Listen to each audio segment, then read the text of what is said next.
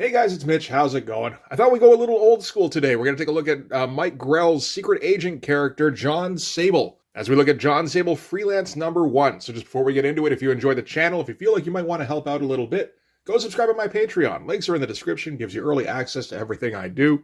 Helps out the channel, helps to buy new comics. So we've looked at Mike Grell's stuff before. We looked at Shaman's Tears #1 a little while back, and that was actually a little bit of an eye-opener because I've never really seen any of Mike Grell's stuff before. I've heard him talked about. I know he was a fan favorite in the 70s for Warlord, and I knew that he had revivified DC's Green Arrow character with the Longbow Hunters. And that was pretty much all I knew about the guy. So reading Shaman's Tears #1 was a bit of a surprise because I didn't realize how much Mike Grell likes to play around with page designs, which is kind of the main thing. He's got a very sketchbooky kind of style, but he seems to really enjoy playing around with weird panel designs, using full-page compositions, using negative space, using all sorts of tricks that, if you're a comic artist, you don't necessarily see a lot of. Certainly not in, all concentrated in one area, which Shaman's Tears really did. So this is a little while before that. This is 1985, when Mike Grell is working for First Comics. And he had this character he had come up with, which was kind of a James Bond ripoff. A little bit, it was partially based on Mike Grell's own experience in the military. He used that to inform the character. And the whole deal with him is that he retired from life as a mercenary to go and run safaris before tragedy strikes. And he has to get back into the mercenary lifestyle. Or at least that's pretty much what I gathered from the online description anyway. I know there was a TV show based off of this, and from what I can gather, a lot of people have some fond memories about Jon Sable Freelance. So why don't we get right into it? We can start with the cover. At the very least, that's a lot of work on that cover. I think it's a little bit undermined with just how twisty this pose is. Like, he's trying for a lot of dynamicism, but Mike Grell doesn't have the most dynamic style. So it feels a little bit like he read, like how to draw comics the Marvel way. It's like, okay, you got to torque your guys up. And that's a little bit beyond dynamic tension. That's an MCL tear. And it doesn't help that, honestly, the pose is a little bit prancy. It's the 80s, so you let that kind of thing slide a little bit. But yeah, I feel like the pose doesn't really work the way Mike Grell wants it to work. The overall composition I like quite a bit. This whole thing with having the mosaic with the close-up at the bottom corner of the cover here, I like that a whole lot, and that is reflective of what Mike Grell likes to do with a page. Also, we should note these backgrounds here. This is, I think it's pretty clearly not light boxed or anything like that. This is all just that checkerboard kind of thing, but just done kind of slavishly, which Mike Grell has shown a propensity to do when it comes to detail. A fair amount of thought went into these buildings in the background. Doesn't look 100% realistic, but that almost adds to it for me, just knowing he was just going with a ruler, line by line and drawing all these little boxes. So I appreciate the effort, but effort is never really an area where Mike Grell is lacking. So we're going to start things off, strangely, with a television interview with a children's book author. This is B.B. Flem, and his author has been enjoying some wild success recently and is having to make the rounds among all the different studios. Not doing anything too crazy just yet, not going over the top on background detail, but definitely making sure everything has a little bit of background so that you're never feeling particularly lost. So from there, B.B. Flem is going to wander home. I think if we were just picking this thing up, we're kind of wondering, why are we following a children's book author? But we're going to find out in a second. We're going to do a quick cut to the chief of police getting interviewed because the president is going to be visiting shortly, and there's some concerns about the security about his visit, particularly since the department has recently botched some character who's been terrorizing the city. And you can see here, we're starting to get pretty heavy on those backgrounds. Whenever we get an exterior shot, like this does feel heavily referenced. It might be light boxed. This one, probably not so much. But again, there's a ton of detail in here. And it all looks like it fits perfectly in 3D space. And again, here, B.B. Flem gets home, and there's almost like too much detail in here. We can see he's got the skylight going on. There's all sorts of railings in here. It's a great looking interior. It's very busy, but that's not the worst thing. So when he gets inside, B.B. Flem takes off his hair and his mustache and sets them on a dummy. It's like, oh, okay. We got a shot of him lighting up a smoke, and this is our character. This is Jon Sable. So he's, international man of mystery, although not too mysterious. It seems like everybody has a pretty good idea who Jon Sable is and what he does, and that he's the kind of guy that would normally be outsourced for something like the presidential visit. But the chief of police doesn't want anything to do with that because, naturally the chief of police frowns upon getting outside help. So we're setting up that particular dynamic early. All right, so from there, Jon Sable's going to go down to his basement so that he can do some practice. And now we're going to get some of our crazy page designs. All set up on a computer, or, as computery as they can get in 1985. And just, knocks down the targets one by one, gets him right in the eye because he's a crack shot, naturally. Feels a little odd that he's got what looks like, it almost looks like a cross between a Luger and like a bolt-action rifle. You'd think in 1985, like a guy who's got some military training would just kind of give his characters like a 1911 or something. But then again, like, we're going for pseudo James Bond, so we want some high-tech equipment, I think, or something along those lines. And a Luger with, some bolt-action shit going on, I guess that looks kind of high-tech. Going full-on montage here. Get our figure here, just independent of any kind of context. Close-up on the hammer, switching angles kind of extremely from shot to shot. Yeah, this is the kind of thing we came to expect over the course of reading Shaman's Tears. So after he's done his training session, it looks like Jon Sable has some intruders he's got to deal with. Oh, well, that works nicely. So we've established that our guy has a fair amount of skill, at least when it comes to using a pistol. Now we're going to see him put them into action, which, it does kind of make the whole training sequence a little redundant, really. Like, if he just had the intruders come up right away, that kind of showcases his abilities all in one go. But training sequences are kind of a standby, and I guess the argument would be everybody likes to see the super spy use his high-tech stuff. And he's not going to be doing that in this fight here, as the bad guys come up in an elevator, go into his overly elaborate, antechamber, sitting room, whatever it is, and Jon Sable swings in, does a big old boot to the jaw for one of the guys here. This is amazing. This double page, that's some awesome stuff. Set it on an angle, stretch the character over 2 pages. Again, all sorts of detail in the background. This is just kind of a freeze frame. Getting some good folds in on these pants too. But yeah, that's a crazy way to start off the comic. Again, it does make it feel like all this stuff before was a little redundant. Like, how's that supposed to compete with this? Anyway, this is going to be created, written, and illustrated by Mike Grell. So, script, pencils, and inks. Lettered by Peter Ero, colored by Janice Cohen, edited by Mike Gold. Mike Gold is the guy that made a big deal about doing a foreword in Shaman's Tears #1 that went for 3 pages about how much he liked being Mike Grell's editor. So this is where that particular relationship started.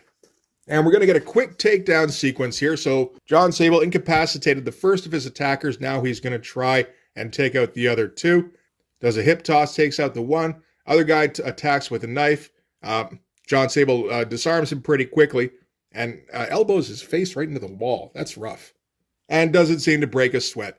And we're going to get some more crazy page designs, but Mike Grell shows an aptitude for directing the reader's eye here. So, obviously start top left and next is obviously here because that's just the way progression goes. That's when it starts to get a little bit squirrely because we're all over the place down here. But he has the attacker's shoe cross over into the next panel and the direct sort of movement of the attacker getting thrown into the water here. Then we get the bottom panel here. So this is where it gets really unintuitive, but by having this panel pop up quite a bit over this one and having Jon Sable's head stretch into the falling panel, your eyes obviously directed down here. And with Jon Sable looking to the left and the motion of the knife, I'm pretty sure, I'm not great with directional devices, but this all seems kind of apparent. You follow it along pretty easily. Then the next logical place to go is straight down. And it's not really necessary at this point, but he also has the attacker's knife cross over into this panel here, pointing directly at Jon Sable. It's some impressive looking stuff, actually. And once Jon Sable has his attackers immobilized, he goes and finds the conscious one and is going to get some information now. So this was all basically just to get Jon Sable's attention. Jon Sable goes downstairs where there's a car waiting. Inside the car is President Ronald Reagan. He doesn't show his face, but they do refer to him as Bonzo, which is Reagan adjacent. They say how he's the president, and they say how he should have won an Academy Award. It's all fairly apparent. So, the president wants to talk to Jon Sable about how there's an assassination attempt being planned on his life at the ceremony at the United Nations. Jon Sable advises him to cancel. President tells him out of the question, not after the Libyan hit squad fiasco. I'm not entirely sure what that means, but I wouldn't be surprised if that was a real thing. And Sable's like, what makes you even think I'll help you? I didn't even vote for you. To which the president replies, yeah, I know, you didn't vote at all. I've seen your file, Mr. Sable, or should I say Mr. Flem, which is, B.B. Flem, the kids author persona that he's got. That's kind of his cover. Sable's a little thrown off by that because, I imagine he's used to like espionage type stuff, but still he would have thought that his tracks were fairly well covered. But this is also the president. And the president goes straight to blackmail, saying, first of all, I wonder what would happen to a $3.5 million a year children's book business if the kiddies found out, not to mention what your less innocent associates would do if they discovered the chink in your armor. So Jon Sable has no choice. Nice close up here for his moment of truth. And he's like, why don't you let your people handle it? And the president is like, I've sent my people up to get you, and you saw how that went. I'd prefer to have the best. And in particular, this case might be of interest to you as the perpetrator, or suspected perpetrator, is Milo Jackson. Milo Jackson is a guy that Jon Sable has some history with, which we're going to get into in a page or two here. So Sable agrees because, first of all, he has no choice. Second of all, getting hired by the president to do some special black ops shit is going to have some perks. So he wants the payment in two parts. It's not a cash payment. Obviously, he's doing fine for money. But he does have a police chief who's breathing down his neck and doesn't want him near anything to do with this ceremony. So he wants carte blanche to operate with basically no rules. And then there's going to be a second part to his price that he'll settle once the job is completed. So yeah, it's a bit of an intricate setup, actually. Not too bad at all. Not the most complicated thing, but considering we have to get through, the shock of the president hiring this guy, and then the blackmail stuff, and then here's this association with your past, and then, okay, I'll do it, here's my price, all in the space of like 3 pages. That's pretty good. All right, so now Jon Sable's going to go back up to his apartment, and we're going to get the story behind who Milo Jackson is. We go back to Jon Sable's days as a mercenary. We get a narrated story about Rhodesia in 1979, where this crew would often go out on anti-terrorist patrols, and Milo Jackson would usually take point. Only one day, I assume this is the day Jon Sable was not attending the patrols, the patrol in question got ambushed, except, of course, Milo Jackson, who got paid a nice fee and disappeared. So we get a little bit of Jon Sable's history here, as well as a reason to hate a potential rival. Well, not really potential, I guess. I think they're pretty well-established rivals. Anyway, Jon Sable's reverie is broken as he receives a phone call from his agent, who is a straight-up femme fatale by the looks of it. The agent seems to be fully aware that her client, B.B. Flem, is actually a pseudonym for this guy, Jon Sable. I don't know if she knows what Jon Sable usually does. Although, again, Jon Sable seems to be fairly well known as a dude who wears a battle mask and fights terrorists. So I suppose she probably knows that too. Sable's getting pretty tired of the whole B.B. Flem charade. She's like, well, sure, but you're not tired of the money now, are you? He's like, no, I like my apartment. I do like the pose here as he just loses the will to live for a moment. And for some reason, even though he has this super, kind of high-tech basement, he also has like an Alexander Graham Bell first edition phone. So they chit-chat a little bit. She ends the conversation by casually hitting on him, which he can't follow up on because, he's got work to do, research and, saving the president's stuff, which he can't tell her about. Now we got this is a great shot here. Like, just great use of the space, fitting in all the panels around it, and just having, her lounging, not really missing any part. Like, nothing is getting overlapped by a panel here over her figure. She's overlapping the bottom panel here, but that's fine because that's the next panel we got to go to anyway. So yeah, great looking stuff. All right, so now Sable is going to go trying to find some information about Milo Jackson, and he's going to go trawling around all the usual mercenary hideouts, which, they're all basically dive bars. Start out with a photocopy of an overhead of a city. We're already like 16 pages into this thing. I'm fine with the one photocopy for an establishing shot of a city. You don't got to break your back every single time. It's when they start to use it as a crutch that I start to, like my eyebrow starts to lift. And yeah, Sable's going down to press the flesh and just see if anybody knows anything. Nobody really does, other than that Milo isn't supplying revolutions anymore. He's making a fortune off of survival nuts and armchair mercs. So just a little bit of intel there. And before he can leave, of course, some of the other patrons at the bar are going to have to start some shit with Jon Sable because he's like a big celebrity version of a mercenary. And before he gets started, he just asks the bartender, you mind, man? And he's like, no, just don't break anything valuable. Seeing as how the mercenaries aren't particularly valuable, Jon Sable is able to comply. Later that night, he drives over to like an army surplus store, I imagine, and checks it out. This would be after hours, but I guess this is the only thing really, is that there isn't a direct connection to this particular army surplus store. But we don't entirely need it. We're on, we're halfway through the book here. We got to get rolling. So Sable walks in and he gets clubbed from behind and knocked out. And turns out it's Milo Jackson. He picked the right one. And Milo, he just kind of does a, hey, good to see you, buddy. You're looking a little rusty there. You might want to get some time in before we actually have the big throwdown. And then he just kind of casually leaves. He's not particularly concerned with taking Jon Sable out of the picture just yet. You get the feeling it's enough to know that he got the better of him for a moment. And Jon Sable doesn't wake up until a little while later. So, which I think is kind of important to make sure you know that Jon Sable isn't a superhuman. He's a really good spy, but, that can only take you so far. You can still get injured. You can still get, somebody else can get the upper hand on you. When he wakes up, he finds the shopkeep who's been shot through the chest fatally. And he asks him, was that Milo? Because he didn't even fucking see him. He was just unconscious when he left.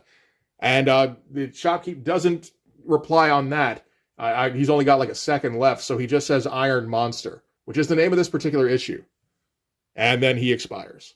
Later, the police come to the army surplus store, and Sable's sticking around because, he didn't actually do anything wrong, and it's not like he's got to keep a secret identity exactly. It's a strange kind of dynamic. With a super spy, basically everybody knows what you do, but I guess they don't know the extent of what you do. And police chief shows up on the scene, and he starts immediately throwing accusations at Jon Sable, because of course he does. Look at the shots here, though, eh? That's some pretty great-looking detail. Whenever he's got to do a background, he, like stuff like this, obviously he's going to leave it because it's more character-focused. But if he's got to do an establishing shot like this, he's going to make sure that he establishes a fair bit. So the police chief wants to pin this on Sable because just because he's got a grudge. He knows very well that Sable doesn't have anything to do with this. Or, he's pretty sure. Finds Sable's Luger. Sable's like, I've got a permit for that. So he's like, well, no, not anymore, you don't. And we also want to get that cadaver checked out. We've got a body. You've got a gun. That seems pretty cut and dry. Sable's like, look, all you got to do is take a glance at him and he was stabbed, not shot. And he's like, well, I prefer to get the coroner's word on that. We'll just have you sit in a cell for a little while we ascertain that. So, really putting the screws to him. And while he's being taken away, he goes, here, you know what? Take this card, call that, then get back to me. So Sable gets taken back to the station, and he's stuck waiting there for almost 12 hours while the chief of police confirms everything, tosses him back his stuff, and lets him go. Sable asks him if he's canceled the UN ceremony. Chief says hell no, so Sable has to get back to work. And he's just lost a whole bunch of time. So he doesn't have much. He knows Milo Jackson's involved, but it would appear that Milo Jackson has everything he needs. So short of stumbling upon where he's hiding out or where his, perch is going to be for the attack, Sable doesn't really have a whole lot to go on this point. So he's going to go to the UN, where the ceremony is going to be held, and scope it out and see if he can at least find some sightlines or something, some kind of indication of where Milo's going to be attacking from. Another photocopied shot of the UN building. Again, I don't mind. I didn't even notice that the first time. When he gets there, he finds that the big memorial wall outside the front doors has been vandalized, right down to orange paint all over everything, and some divots up in some of the lettering that the repair guy figures must have been from a ball-peen hammer. So that's enough of that conversation. Everything's flowing pretty well here, I gotta say. We're getting a somewhat detailed investigations. It's not really a mystery, I suppose. We know what's going to happen. We just don't know how, basically. But the head of security comes up to talk to Sable. Sable's like, hey, how's the eye, bud? Not too bad. I've had worse. The head figures they've got everything locked up pretty tight, at least. They've got a good presence inside the building. And he says half the crowd at the ceremony is going to be our men. Jackson will never even get close. To which Sable replies, he's not going to have to. You ever heard of an Iron Monster?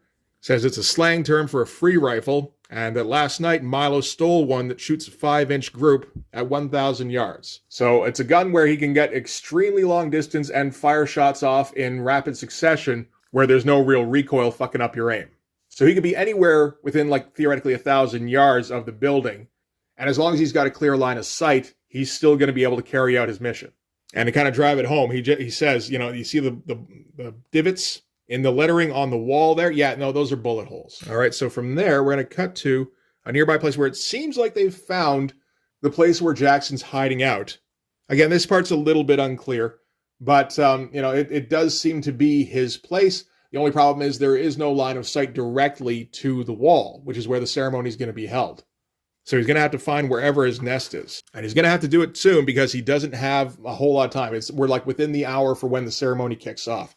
And he just kind of happens to look off to the side here, notices the construction building. He's like, oh shit, that's kind of perfect. And just goes careening out of the room and climbing up the structure. Fun bit here where he's, going to try and get up there and notices that the elevator was left at the bottom. And Sable figures that's probably a trap. So that's why he's got to go climbing up the outside. From there, we're going to cut to Jackson's POV, where he's lining up his shots. Here we've got his free rifle, which has been bolted to a girder.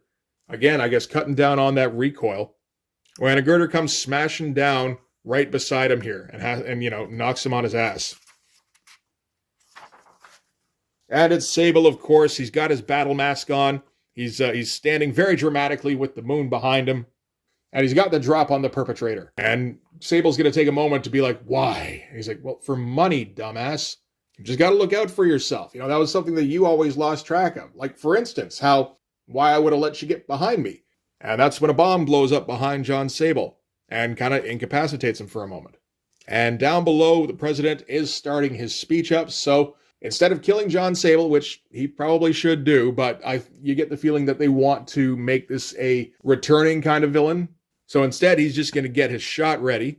And when he's about to take it, Jon Sable pulls out the little tiny knives that go in between your knuckles there. And now he's ready to strike. And, I got another great close-up shot crossing over into like 3 different panels. That's great stuff. Get the target shot here, get the no panel border, negative space shot. He's pulling out all sorts of tricks for these. And the president gets to the climax of his speech where he's supposed to release a dove. Jon Sable attacks with the little tiny knuckle blades. And I'm not even sure what he does. I guess he gets him in the chest. Jackson does manage to get a shot off, but it only hits the dove. And the president appears to be safe. And then that's it.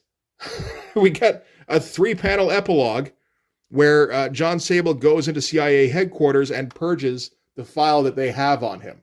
Goes back downstairs where the president's waiting in a limo, gives him back a key, and says, okay, paid in full, thank you very much. And that's the end of the story. That was very truncated. Another wild panel, though, with the gun stretching over here. Again, just to really kind of clarify that it did definitely go off, because otherwise it's maybe a little bit unclear. Hey, there's an ad, eh? Again, for Jon Sable Freelance. All right. Yeah, so that's it for that. That got really short at the end there. Like he ran out of time. It's like, well, maybe you could have cut out that training sequence at the beginning. That would have given you an extra 2 pages to work with. Again, though, I guess there's nothing else really in this comic to show that Jon Sable has a high-tech element, which I imagine Mike Grell wants to bring back in later issues. So maybe that's what that's about. Also, it helps to show that he's a crack shot, and when the president's goons come up to collect him, he's using all non-lethal combat moves. So if you don't have that training sequence, maybe it's a bit of a leap to just have him be able to shoot accurately without stating it for, I don't think it would be that big of a problem, but at least not as much of a problem as having an ending that feels 2 pages too short, which this kind of does. But the book itself, very good. I like the story quite a bit. For just a standard issue length comic, they packed in a pretty good mission. The art is high quality throughout. If you're used to reading like image books and stuff, this just looks kind of weird. But it's pretty high def for 1985. One thing I find interesting is the tone of it, though. Again, this is mid-'80s. It feels like it's following in the footsteps a little bit of something like G.I. Joe, but taking it more realistic, where we're using all sorts of stuff from Mike Grell's military background, which, of course, over in G.I. Joe, Larry Hama would do the same thing. We've still got the comic book elements with Jon Sable having to have a costume and a battle mask, but apart from that, it could be just like a spy story. Not much in the way of blood or sexiness, although there's a little bit of both. And I wonder if maybe they went a bit more in that direction as the series went on. The series did go on for about 56 issues, which isn't bad at all, particularly for a smaller press. I mean, First Comics, it has a little bit of a name, but they're not in any kind of real competition with Marvel and DC, obviously. And I was just looking up how many issues Jon Sable went, and so made a mistake with when this comic came out. I said 1985. That's wrong. It's 1983. But yeah, I mean, pretty good comic. I wouldn't be opposed to reading more of this. And as a first issue, it works pretty well. Introduces our character in pretty good detail. Sets up a bunch of supporting characters from the police chief to the agent to the president. Maybe the president comes back. I don't know. Sets him up with a rival. Sets up his tech. And you get a good idea of how his operation works. There's a whole bunch of information here and a decent spy story. So yeah, it kind of checks a lot of boxes. And some pretty great art that kind of pushes the envelope for how you can construct a page, which, again, I have no problem with. That's rather nice as well. So we might do some more of this in the future. You never know. But for this one anyway, that's going to do it. Thanks very much for watching. If you like this video, please hit like, hit subscribe, hit the notifications so you know when the next one's coming out. Go over and subscribe on my Patreon. Gives you early access to everything I do, from the Blood Force stuff to the YouTube videos before they get uploaded to YouTube, as well as some Patreon exclusive content. You can also follow me on Instagram and DM me there for commissions. And you can join the Blood Force Discord server. But yeah, that's going to do it. Thanks again for watching, guys. I'll see you in the next one. Bye-bye.